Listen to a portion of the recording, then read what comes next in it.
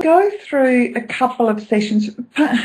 One of the keys really is coming back to, and that's why Lifeline Technique is such an amazing process, is because part of what we need to do is connect to our feelings. So that's really is step one, because the thing is, we might have some clarity about what we want to do, but it might be head clarity. It might be in your head that you've decided that this would be a really good thing to do. Like a good business opportunity. Yeah, okay. Yeah, it's like... Let's run with that example. Yeah. So, for example, I went along to a course on share trading. And it sounded really good. It sounded really interesting. The speakers were convincing. I thought, yeah, I could do that. Yeah. I could do that. And then I went away and I started doing it, and there was weekly webinars involved with this course that I was doing, and it was like, it was just totally, I couldn't get enthused about it. There would always be some excuse as to why I couldn't do the webinars on it, and all, you know, it was a total waste of time and money, really, because my head said, yeah, I can do this. Yeah. But was I passionate about it? No way. But at that stage, I was so disconnected from my feelings, I had no idea what my passion is. And so we talk about passion. Passion is just a feeling of excitement about something, or enthusiasm. Enthusiasm. Passion is just enthusiasm for something. And so then you start to connect with what are you enthusiastic about. So, you know, for me, I can say, well, I love gardening. Okay. And like for me, keeping me out of the garden, I can't stop myself from being in the garden. Okay, that's the secret, isn't it? I cannot stop myself because I'm so involved and so enthused and so happy to be doing that. Yeah.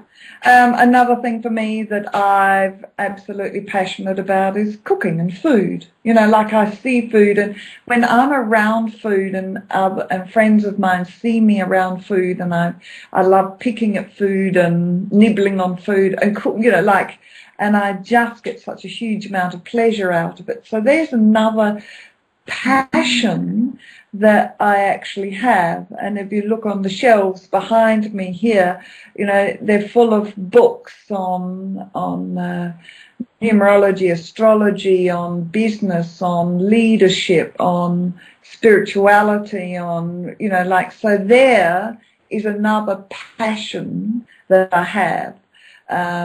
Learning and gaining knowledge in this area. Also a lot of on healing modalities as well. And given an original nursing background that I've got, that's what I first did when I left school.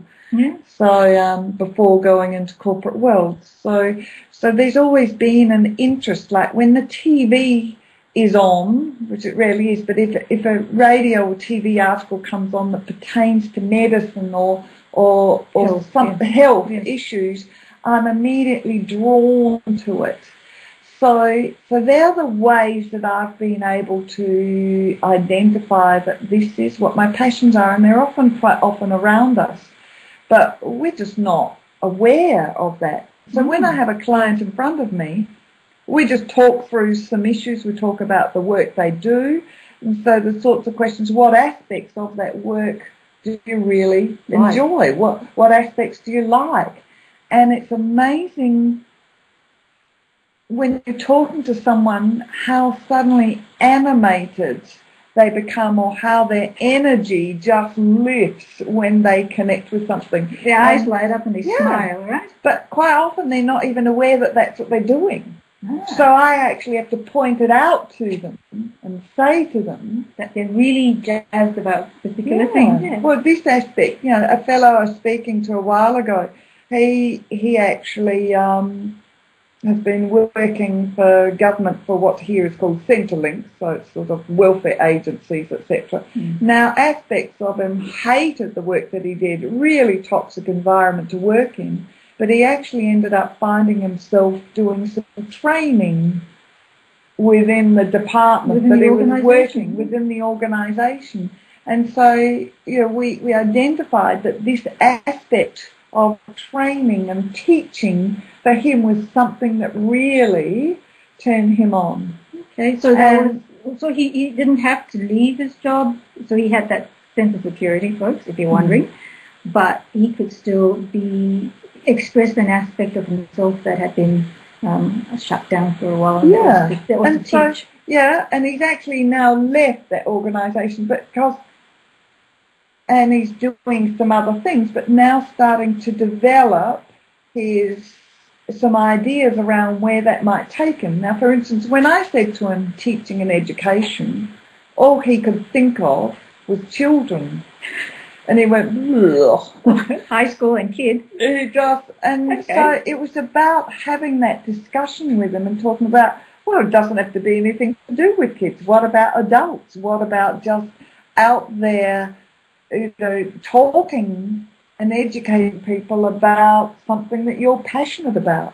And this is what I've started to do in my role, as well as doing Loveline technique